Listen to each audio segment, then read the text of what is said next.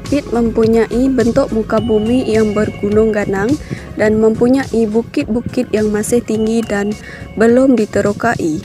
Di Kapit juga terdapat kawasan-kawasan yang masih mempunyai hutan tebal dan mempunyai kayu-kayu bala yang masih belum diterokai.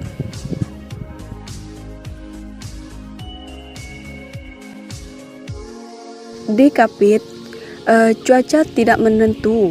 Seperti pada waktu pagi sudah menunjukkan keadaan cuaca yang sangat panas, tetapi sebelah petangnya pula terjadi hujan yang sangat lebat beserta dengan guruh dan petir.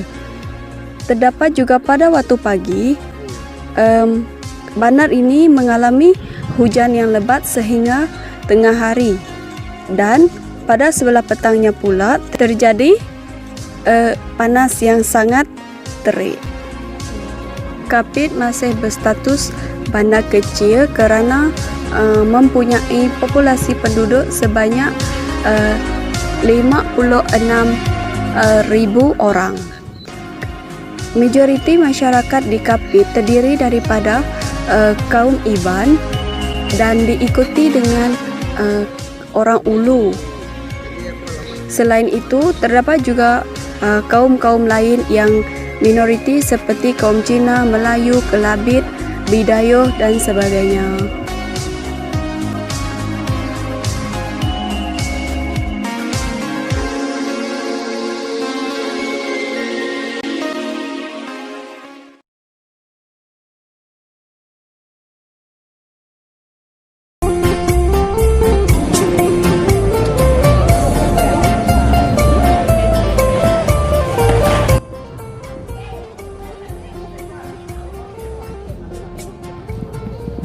Kegiatan ekonomi yang masih kelihatan sangat jelas yang dijalankan di bandar ini adalah usaha menanam sayur-sayuran dijual di pasar tamu yang dikenali sebagai market Tersang Kapit. Selain itu, di Kapit juga terdapat aktiviti-aktiviti perikanan yang masih kelihatan sangat jelas, khususnya pada waktu kemarau. Ikan ini juga untuk dijadikan sebagai sumber pendapatan oleh sesetengah masyarakat.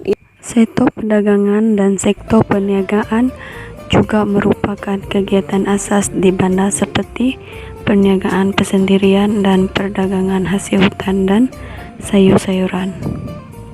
Latar belakang sosial di bandar ini kelihatan seimbang kerana tidak ada golongan miskin tegal. Semua golongan masyarakat mampu untuk mencari pendapatan sendiri walaupun hanya makan gajian harian. Golongan berpendidikan di bandar ini lebih tinggi berbanding golongan yang buta huruf selaras dengan misi negeri ini sendiri.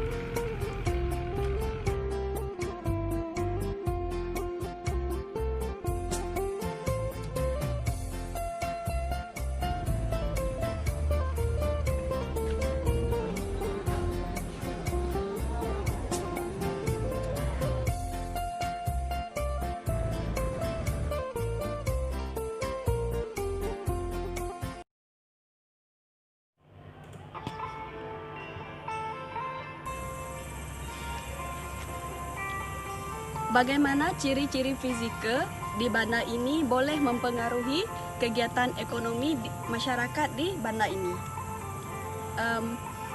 Kapit mempunyai bentuk muka bumi yang berbukit-bukau dan terdapat juga sesetengah kawasan yang mempunyai kawasan yang beralun. Kawasan yang berbukit-bukau di bandar ini khususnya telah diusahakan oleh masyarakat dengan penanaman padi huma. Ada juga sesetengah kawasan-kawasan tanah pama yang diusahakan sebagai tempat penanaman padi sawah. Padi huma dan sesetengah padi sawah bukan hanya untuk dipasarkan kepada pengguna-pengguna luar, malah ia juga diperlukan oleh seisi keluarga tersebut untuk menampung kehidupan mereka sendiri. Selain itu, kawasan yang berbukit juga dimanfaatkan oleh masyarakat di sini untuk penanaman lada hitam dan pokok getah. Perusahaan getah dan lada hitam diusahakan sangat meluas di bandar ini karena ia bertujuan untuk diekspor keluar. Sementara itu, ia juga memberi keuntungan kepada masyarakat yang berkenaan. Tanah pamah juga diusahakan untuk penanaman sayur-sayuran dan buah-buahan. Sayur-sayuran yang diusahakan oleh sesetengah penduduk dijadikan sebagai sumber pendapatan, di mana ia dijual di pasar tamu yang dikenali sebagai market tersangkapit. Hasil buah-buahan juga dikutip apabila tiba musim buah-buahan. Bagaimana pula latar belakang sosial penduduk di kawasan ini boleh mempengaruhi kegiatan ekonomi. Seperti yang kita sedia maklum bahwa masyarakat kini semakin mengenali apa itu kehidupan dan apa itu pendidikan. Oleh itu, tidak ketinggalan juga penduduk di kawasan Kapit ini, di mana mereka giat dalam penghasilan kraft tangan seperti manik dan juga penghasilan beg tangan dengan menggunakan rotan dan kain sulaman yang berukiran tradisional. Ekoran daripada itu, masyarakat juga sangat aktif dalam menghadiri kursus-kursus penghasilan kraft tangan di sekitar bandar ini. Kraft tangan ini bukan sahaja untuk dipasarkan, namun ia juga boleh digunakan oleh pemilik itu sendiri sebagai barang perhiasan.